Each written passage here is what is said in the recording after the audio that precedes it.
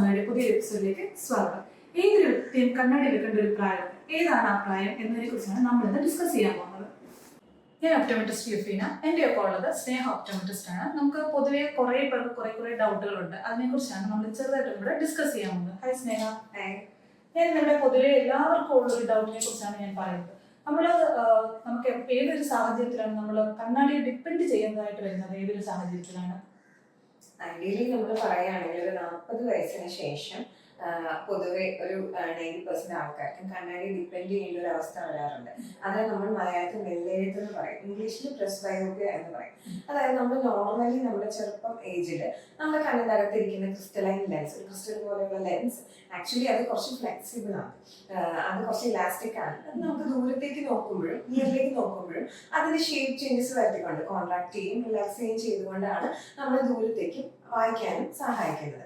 So ഏജിങ്ങിന്റെ ഒരു process കാരണം ഇതിലുണ്ടായിരിക്കുന്ന elastic fibres പതുക്കെ റിജിഡ് ആവാൻ തുടങ്ങും. അത് മാത്രമല്ല പോകെ നമുക്ക് അതിലോട്ട് ഫൈബേഴ്സ് ആഡ് ആയിക്കൊണ്ടിരിക്കുന്നത് കൊണ്ടും അതിന്റെ റിജിഡിറ്റി കൂടും. പിന്നെ ഇതിന് ചുറ്റിലും ലെൻസിന് ചുറ്റിലും ഇരിക്കുന്ന കുറച്ച് മസിൽസ് ഉണ്ട്, ഇതാണ് ഇതിന് കോൺട്രാക്ഷന് സഹായിക്കുന്നത്. ഈ ഒരു മസിലും കുറച്ചുകൂടി റിജിഡാവും. സോ ഏജിങ് വരുമ്പോൾ നമുക്ക് നിയറിലേക്ക് ലെൻസിന് പഴയ പോലെ കോൺട്രാക്ട് ചെയ്ത് ഫോക്കസ് ചെയ്യാനുള്ള ഒരു ബുദ്ധിമുട്ട് വരും. അത് കറക്റ്റ് എക്സാക്ട് 40 ഏജിൽ സ്റ്റാർട്ട് ആവണമെന്നില്ല, പക്ഷേ അറൌണ്ട് ഒരു 40 ആവുമ്പോൾ നമുക്ക് ഈ ഒരു ബുദ്ധിമുട്ട് തുടങ്ങാൻ തുടങ്ങും. ഐഡിയലി സ്റ്റാൻഡേർഡ് ആയിട്ട് +1 ആണ് 40 ഏജിൽ നമുക്ക് സ്റ്റാർട്ട് ആവുന്നത് റീഡിംഗ് പവർ. എവറി 2 ഇയേഴ്സ് ഒരു 0.25 വെച്ചാൽ ഇൻക്രീസ് ആവാനും ചാൻസ് ഉണ്ട്. പിന്നെ ഇത് കറക്റ്റ് ആ ഒരു ഏജിന്റെ ഒരു പവർ തന്നെ നമുക്ക് ഉപയോഗിക്കണമെന്ന് നിർബന്ധമില്ല. നമ്മുടെ വർക്കിംഗ് ഡിസ്റ്റൻസ് അനുസരിച്ച് ഇത് വ്യത്യാസം വരും. നമ്മൾ പൊതുവെ കുറച്ച് അകറ്റി പിടിച്ച് വായിക്കുന്നവരാണെങ്കിൽ കുറച്ച് പവർ മതി. അല്ല എക്സാക്ട് നോർമൽ റീഡിംഗ് ഡിസ്റ്റൻസിൽ യൂസ് ചെയ്യുന്നവർക്ക് സ്റ്റാൻഡേർഡ് ആയിട്ട് ഏജ് വൈസ് ഉള്ള പവർ തന്നെ ചിലപ്പോൾ വേണ്ടി വരും. നമ്മുടെ വീട്ടിലെ പാരന്റ്സ് ഒക്കെ ചിലപ്പോൾ അത് ഇഗ്നോർ ചെയ്യും. അവരിപ്പോൾ ഇങ്ങനെ വായിക്കാൻ ബുദ്ധിമുട്ട് വരുമ്പോൾ കുറച്ച് അകറ്റി പിടിച്ച് വായിക്കും. പക്ഷെ അതൊരു 45-46 വയസ്സ് വരെയൊക്കെ നമുക്ക് അകറ്റി പിടിച്ച് വായിക്കാൻ പറ്റും. പക്ഷെ പവർ കൂടുന്നതനുസരിച്ച് നമുക്ക് ആ ഒരു ഡിസ്റ്റൻസിൽ ബുദ്ധിമുട്ടായിട്ട് വരും. അങ്ങനെ വരുമ്പോഴാണ് നമ്മൾ കണ്ണാടി ആശ്രയിക്കേണ്ടി വരുന്നത്. അപ്പൊ ഇതിനൊരു പരിഹാരം കണ്ണട മാത്രമേ ഉള്ളൂ, അല്ലെങ്കിൽ എന്തെങ്കിലും മെഡിസിൻസ് ഉപയോഗിച്ചിട്ടോ മറ്റോ നമുക്ക് ഇത് മാറ്റാനായിട്ട് പറ്റുമോ? അതുപോലെ തന്നെ നമ്മൾ സ്ഥിരമായിട്ടും ഉറപ്പായിട്ട് നമ്മൾ ഉപയോഗിക്കേണ്ട ഒരു അനിവാര്യമാണ് എന്നൊരു ഘടകമുണ്ടോ? ഫസ്റ്റ് ഓഫ് ഓൾ ഇതൊരു അസുഖമല്ല, ഇതൊരു ഏജിങ് പ്രോസസ്സാണ്. നമ്മൾ മുടിയൊക്കെ നരയ്ക്കുന്ന പോലെ ഒരു ഏജിങ് പ്രോസസ്സാണ്.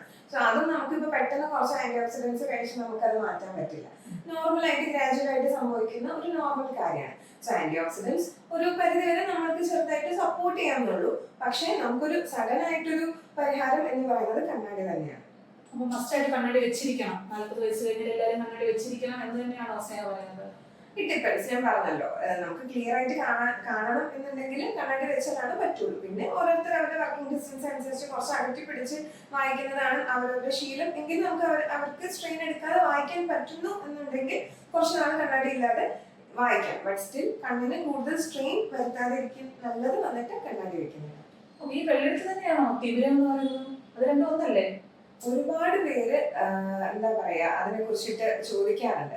അത് ഒരു തെറ്റിദ്ധാരണയാണ്. വെള്ളെഴുത്ത് വേറെയാണ്, തിമിരം വേറെയാണ്. തിമിരം ഒരു അസുഖമാണ്. അതായത് ഇപ്പൊ ഞാൻ പറഞ്ഞ ക്രിസ്റ്റലൈൻ ലെൻസ് നമുക്ക് ഇലാസ്റ്റിസിറ്റി കുറയുന്നത് കൊണ്ട് നിയറിലേക്ക് ഫോക്കസ് ചെയ്യാനുള്ള ബുദ്ധിമുട്ടാണ് വെള്ളെഴുത്ത് എന്ന് നമ്മൾ പറയുന്നത്. പക്ഷെ തിമിരം എന്ന് പറയുന്നത് ഈ ക്രിസ്റ്റൽ ക്ലിയർ ആയിരിക്കുന്ന ലെൻസ് ഒരു പുകപടലം പോലെ വന്ന് മറയുകയും കണ്ണിന്റെ അകത്തോട്ട് വെളിച്ചം കടത്തി വിടാതിരിക്കുകയും ചെയ്യുന്നത് മൂലം നമുക്ക് ഉണ്ടാവുന്ന കാഴ്ചക്കുറവാണ്.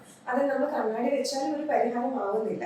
കാരണം ഈ ക്ലിയർ ആയിരിക്കുന്ന ലെൻസ് മൊത്തത്തിൽ ഒന്ന് മൂടി നിൽക്കുകയാണ്. അതിലൂടെ ലൈറ്റ് എത്ര കണ്ണാടി വെച്ചാലും ലൈറ്റ് പാസ് ആവില്ല. അപ്പൊ അതിന്റെ അവസാന പരിഹാരം എന്ന് പറയുന്നത് സർജറിയാണ്. ആ ഒരു മൂടൽ വന്ന് ലെൻസ് റിമൂവ് ചെയ്ത് വേറൊരു സർജറി ചെയ്ത് ഒരു ക്ലിയർ ലെൻസ് അവിടെ നമുക്ക് വെക്കേണ്ടി വരും. സോ സർജറിയുടെ ഒരു ഭാഗമായിട്ടാണ് ഈ തിമിരം വരുന്നത്.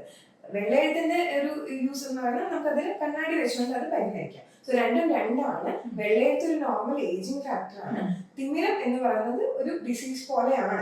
അതായത് അതും ഒരു ഏജിങ് ഫാക്ടർ പോലെയാണ്, ബട്ട് സ്റ്റിൽ അത് എൻഡ് ചെയ്യുന്നത് ഒരു ഡിസീസ് ആയിട്ടാണ്. അപ്പൊ ഒരിക്കലും വെള്ളെഴുത്ത് നമുക്ക് സർജറി ചെയ്യാൻ പറ്റില്ല? ഇല്ല, വെള്ളയത്തിന് സർജറിയുടെ ആവശ്യമില്ല. പിന്നെ ഓഫ് കോഴ്സ് നമുക്കൊരു ഏജിങ് കഴിയുമ്പോൾ നമ്മൾ സർജറി ചെയ്ത് വെക്കുന്ന ലെൻസ് ഉണ്ടല്ലോ, കാറ്ററാക്റ്റിൽ സർജറി ചെയ്ത് വെക്കുന്ന ലെൻസ് നമുക്ക് പല ടൈപ്സ് അവൈലബിൾ ഉണ്ട്. ഒന്ന് ദൂരത്തേക്ക് മാത്രം പവറുള്ള ലെൻസ് ഉണ്ട്. അത് വെക്കുകയാണെങ്കിൽ നമുക്ക് റീഡിങ്ങിന് സെപ്പറേറ്റ് ഇതുപോലെ ഒരു ഗ്ലാസ് യൂസ് ചെയ്യേണ്ടി വരും. ഇല്ല ആ ലെൻസിൽ തന്നെ ദൂരത്തേക്കും റീഡിങ്ങിനും ചേർന്നിട്ടുള്ള പവറുള്ള ലെൻസ് ആണെങ്കിൽ പിന്നെ നമുക്ക് വെള്ളയത്തില്ല, നമുക്ക് റീഡിങ്ങിനും പവർ ആവശ്യം വരുന്നില്ല. Okay, thank you Sneha. Thank you for your valuable words. Okay, thank you. ഇന്നത്തെ ടോപ്പിക് ഇവിടെ അവസാനിച്ചിരിക്കുകയാണ്. ഇതിനെക്കുറിച്ച് എന്തെങ്കിലും കൂടുതൽ ഡൗട്ട്സ് ഉള്ളവർ കമന്റ് ബോക്സ് ചെയ്താൽ മതി, ഞങ്ങൾ റിപ്ലൈ തരുന്നതായിരിക്കും. Thank you.